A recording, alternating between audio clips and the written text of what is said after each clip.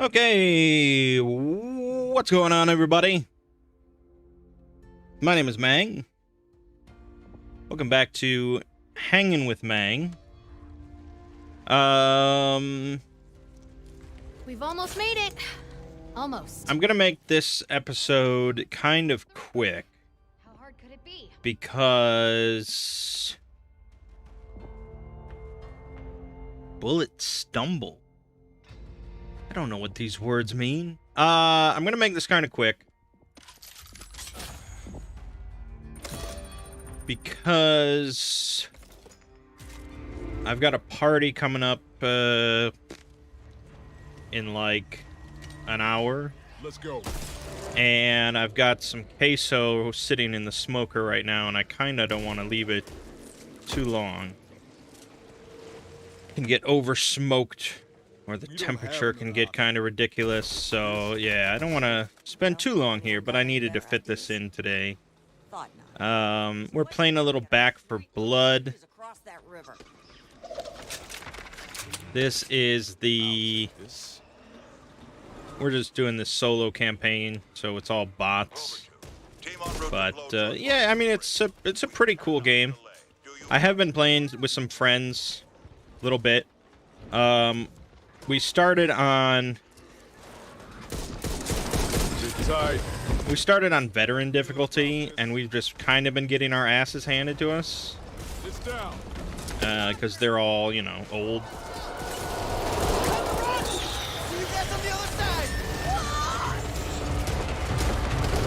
So I think we're gonna bump it down to like novice or whatever it is, just to get a better handle on things. But it is cool, and the guns feel good. I mean, it handles well. I never played that much Left 4 Dead back in the day because I just didn't really have anyone to play with.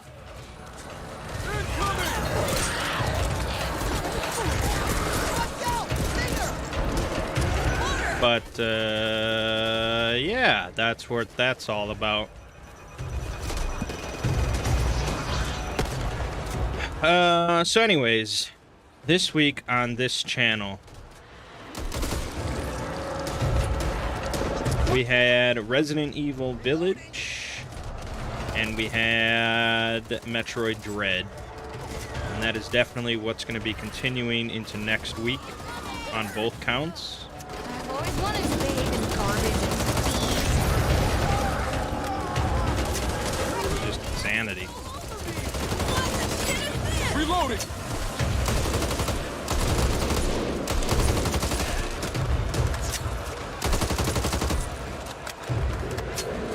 Oh, I was supposed to hurry across the bridge. No wonder. Gotta slap a patch on this.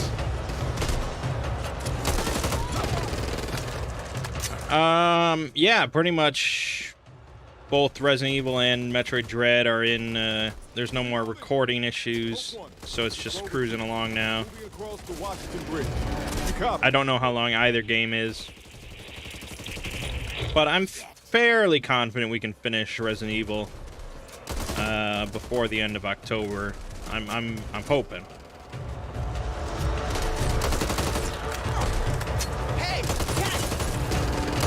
I think also probably what I'll do, like the Halloween weekend, regardless of what else I have left to upload or whatever, I think I'll just dump out Castlevania 4.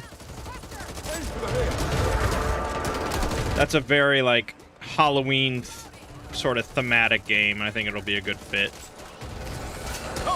Reloading.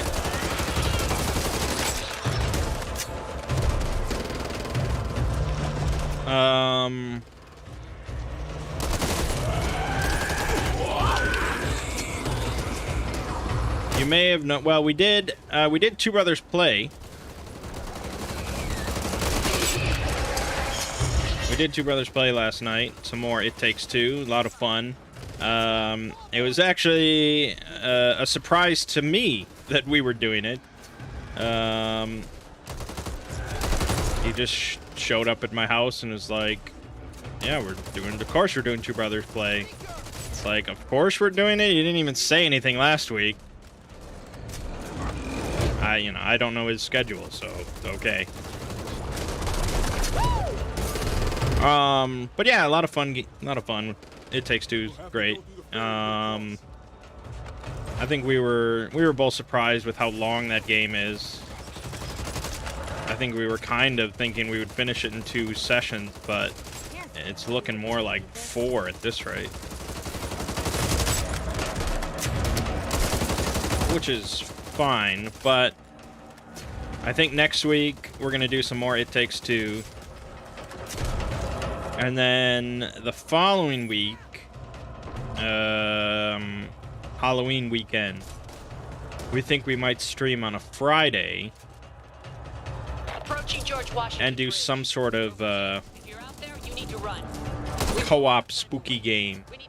Maybe Phasmophobia. I don't know. We're gonna look into if there's any other good fits. You'll be needing this. Ammo here. Here, ammo.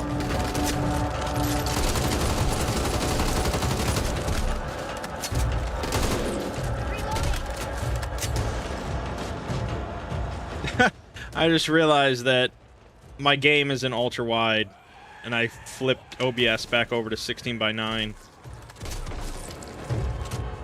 I don't know why I did that. I don't know why I didn't think it was in ultra wide. I've been playing this game.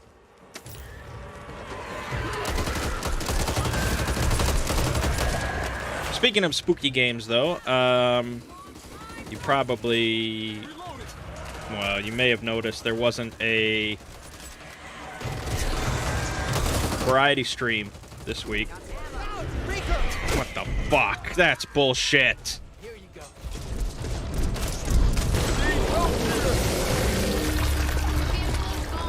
He got Mom.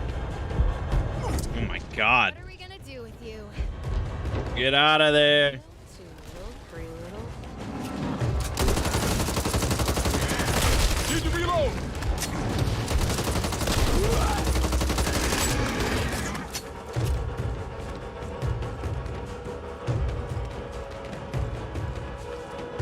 Just what I want. The reason that Say no Need to to an patch this extra up. bag? the reason I didn't do a variety stream this week is the same reason that you didn't see a top 10 horror movies video over on the Exploring series.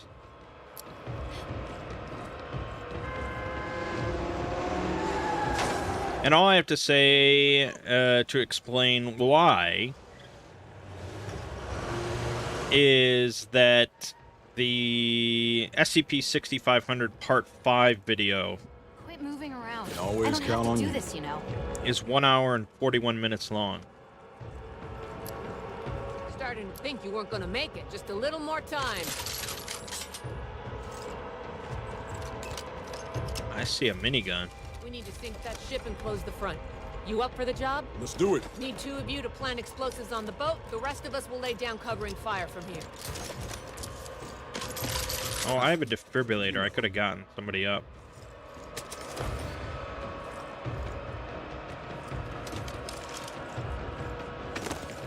I'll deal with the boat.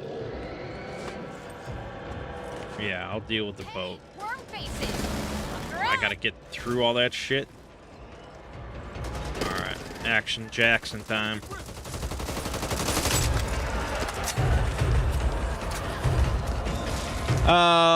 Yeah, hour and 41 minutes long. I think it's the longest single video I've ever done. I did not play, like, any video games this week, really. I mean, my whole week was just a haze of typing, followed by more typing, followed by even more typing, followed by a lot of editing and recording. Recording the audio for that took like 3 hours. Let's move it. This is Hope One. If you're all quite through playing around, you need to get your asses back here now. It was brutal. It was brutal.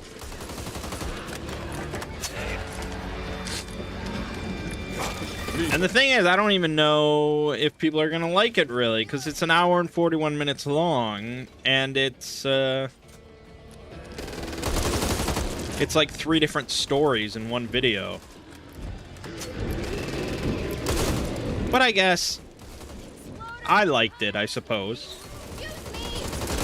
I mean, I liked the actual stories. As for, you know, working on them and stuff, that's a different argument. I thought you were trained to use that. Well, watch where you Shit! Oh, we're fucked. Oh, we're done. We're done. Say goodnight. God damn it. What doesn't kill you? I wasn't even paying any attention.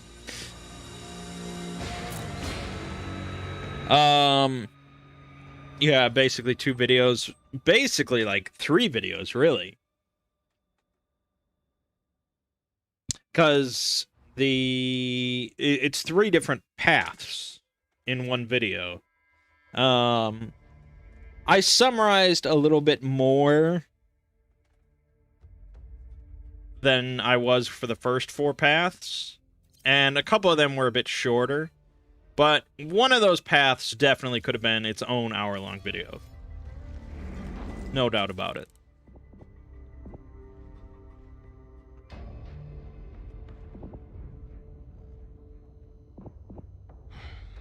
Yeah, it was a lot of work.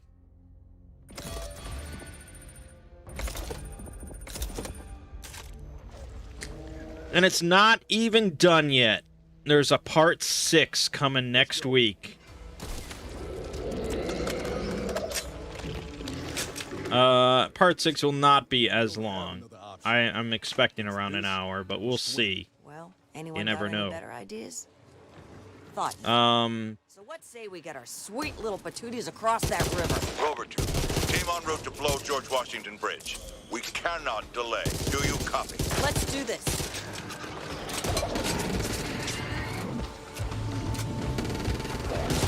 No. Get fucked.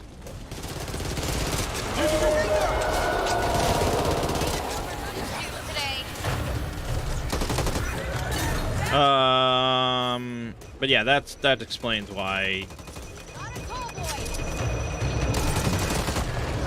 there was no time to do top 10 horror movies. I just did not have the energy to do a variety stream.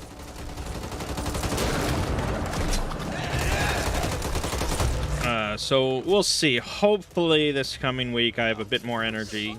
Although I'm definitely doing a reading of The Black Cat, so no matter what, I'm doing 2 videos this week. Hope 1. This is Rover 2. Moving across the Washington Bridge. You copy? I'm very much looking forward to just taking a break. Anyone there? This was a kind of a stupid project to do. At least at this time. October, I really should keep my schedule of SCP stuff fairly clear, fairly light. Partly because I do all the other videos, but partly because I just like October. And I like spending time just watching horror movies and stuff like that, so yeah. Oh my god.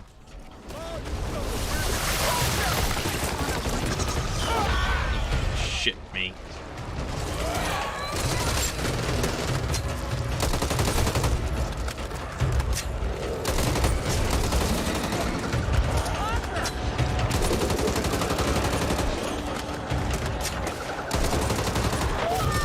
Approaching George Washington Bridge. Rover 2, if you're out there, you need to... So that's what's going on with that. We need to blow this bridge. Not much else to say about the channels. Target ahead. Ugh, covered in this shit. I gotta, at some point, I really think I should just do Hunt to Kill or Blair Witch Season 2. I've got all the boxes just sitting here. I've been waiting to just, like, Cavalry's play it with my mom, but she just, like, never has time either. It just never has worked out. So, I don't know. Maybe I should just stream it, or maybe I'll just record it.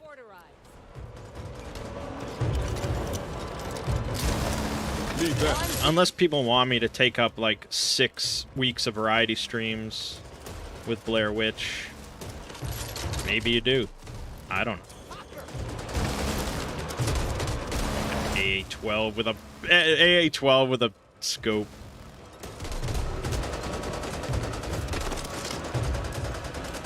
Pistol here. Really know what the star means. There's no time for this. We need to sink that ship and close the front. You up for the job? Oh man, but I just got here. Need 2 of you to plant explosives on the boat. The rest Let's of us rock will and take roll. fire from here. I'll deal with the boat. Fucking A-12. Ah!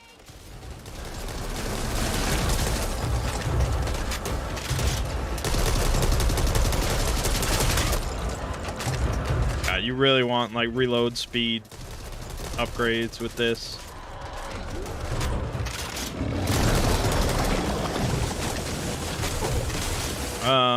But yeah, so that's all that. Gunstrike. Get this stuff off me. Gotta slap a patch on this.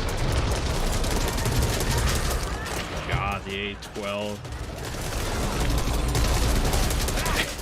This is like my favorite gun. Ever since that scene with Terry Crews in The Expendables, it's like, yeah, fucking A-12, man. What a gun. Alright, so we gotta bounce after we do this. Placing the charge. Let's move it. So the last thing I want to really talk about is some horror movies. But let me, Asses back here. Now. just wrap this up.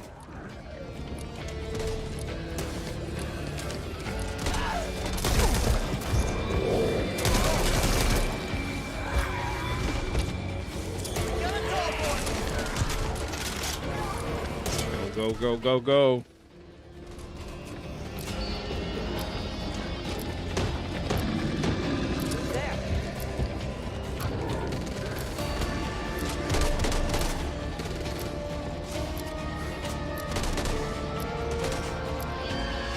Golden, baby.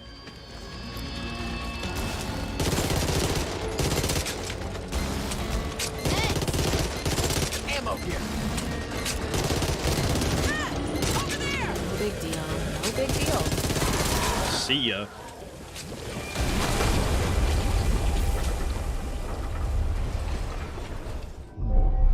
Very cool stuff.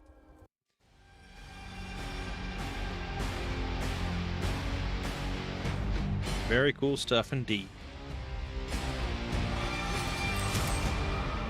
Okay, so let me look at what horror movies I watched this week. There's quite a few. I really made an effort to watch a bunch of new ones because, well, I was just sitting here with my typewriter, my typewriter, my laptop, and just sat here and watched and watched and watched. Oh, so first of all, I watched Midnight Mass, show on Netflix from Mike Flanagan. Fucking fantastic. Like, that dude is just so good. It's so good. I was a little skeptical after like the first couple episodes because it was really slow, but that's sort of what he does. You know, he does these like character horrors where you just really get to know and empathize with these people, and then all the fucked up shit happens. Just so well written, and like the religious aspect of it all was just really well done. The sermons and stuff just made me feel like a kid sitting in church again. It was just really good. I do have some other things to say about it that are kind of spoilery. But I don't really have a lot of time here, so we'll just skip it. I recommend it highly, though. What else? The Devil's Candy. Right, so when I was starting to write the my top 10 horror movies, I was looking through lists of like top horror movies of the 80s, of the 90s, of the 2000s, 2010s. And so I actually got a bunch of recommendations to check out that I started watching. One was The Devil's Candy. Pretty good, pretty damn good. parts of it kind of felt like a music video, I suppose, which sometimes happen with horror movies. I got the plot. It wasn't like that insane or anything, but I gotta say, I really felt bad for like the protagonist and like the family and like what was like. I actually did sympathize for them, which is rare in a horror movie. I mean, that's really like a big goal. So yeah, props for making me care to the bad things happening. So that's a pretty good one. I watched the new Halloween Kills. Yeah, not too great, I gotta say. The thing is, it's like the last Halloween movie was really cool because it was really well done. It brought back Jamie Lee Curtis again. It disregarded all the shitty sequels, and it just was like a solid horror movie that was meant to like wrap it all up. And then they're like, oh, it did really well. Let's make some more. And now we're right back where we started, where we just have more sequels that don't wrap up anything. You know Michael Myers is not dead because there's another movie coming. And it's just like, I'm kind of done with Michael Myers. Like, he's not that interesting of a character. And yet we're still just sitting here watching over and over him just murdering people while saying nothing and having no clear motive or any... And it's just like, there's so much better horror concepts out there than Michael Myers. So I'm sure I'll watch the next one just because they say that it is going to wrap everything up, but I don't know if I really believe it. I think we'll be stuck with Michael Myers until I die. Hole in the Ground.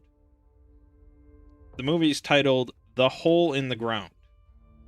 Pro tip to horror creators: you can't name your movie The Hole in the Ground. It just come up with something better than that. That being said, pretty damn good horror movie. It reminded me in some ways of The Babadook, with like this distraught mother and this kid that's freaking out, and this sort of somewhat of the struggles of single parenthood amidst some like horrifying shit. It goes in a different direction than The Babadook, but I would actually say I liked it better than Babadook, despite that movie getting, you know, so much praise. I don't know how many people have ever talked about The Hole in the Ground, but despite the shitty title, it actually is a pretty good movie. May the Devil Take You. So this is a horror movie from the Indonesian guy, Timo... whatever, I forgot his name. Yeah, I don't remember. Timo something. He made this movie, and then he made the sequel to it. He actually directed and wrote the sequel, which is kind of rare, I guess. Really creepy, pretty damn disgusting, just solid, like, sort of possession film with, like, some really disgusting effects going on.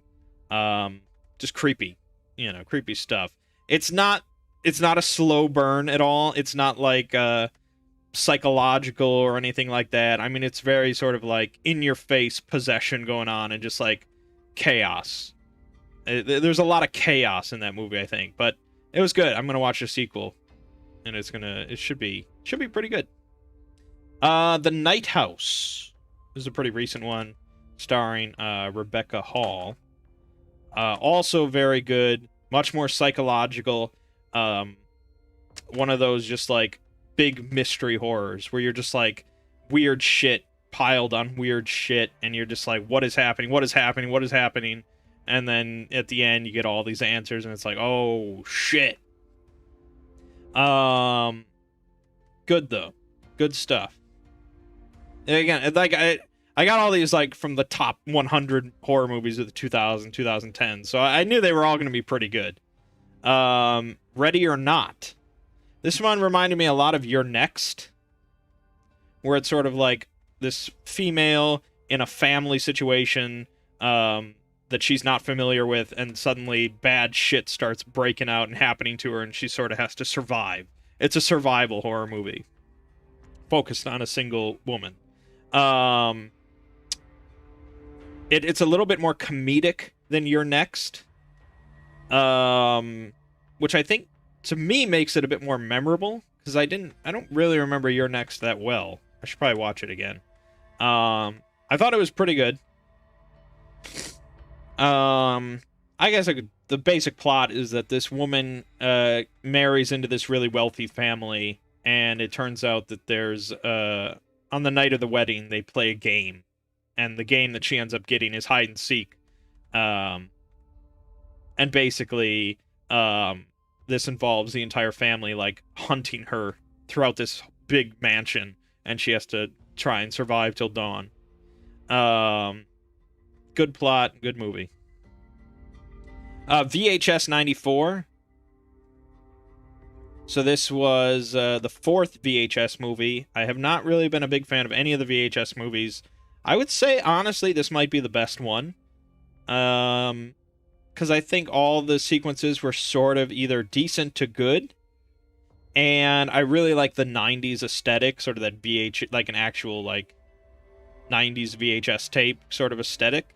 I think they did it really well with this one. I wouldn't say I loved the movie, because it's still... I don't think I've ever loved any anthology horror.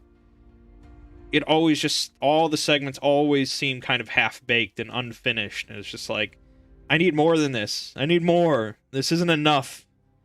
So the Indonesian guy, Timo, his segment, I would say was probably the best. Although I still liked his one from VHS 2 more. I think very close to that one, though, is like a second favorite, was the final segment, which involves like this like religious extremist group in like, I don't know where it was set, but it felt like Wisconsin, to be honest.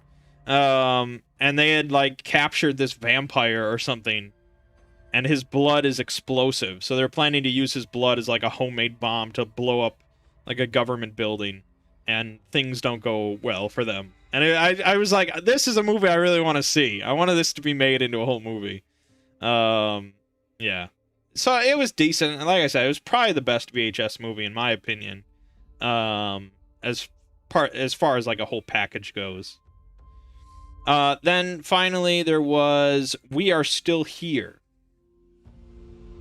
This one is pretty funny to me because I had actually watched this before, and I didn't realize until like the climax of it. I didn't realize until the climax of the film. I've definitely seen this before. It didn't even seem familiar for like the first hour. I thought I was watching a new movie. That's how you know you're getting old.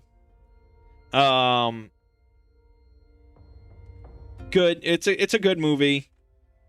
Some creepy stuff. It's sort of a unique sort of ghost movie, where the ghosts are actually like kind of tangible, and they are like, they're not on fire, but they are like kind of molten, and they burn people when they touch you. Like, that's pretty unique, I gotta say. Two spoilery things though I gotta mention.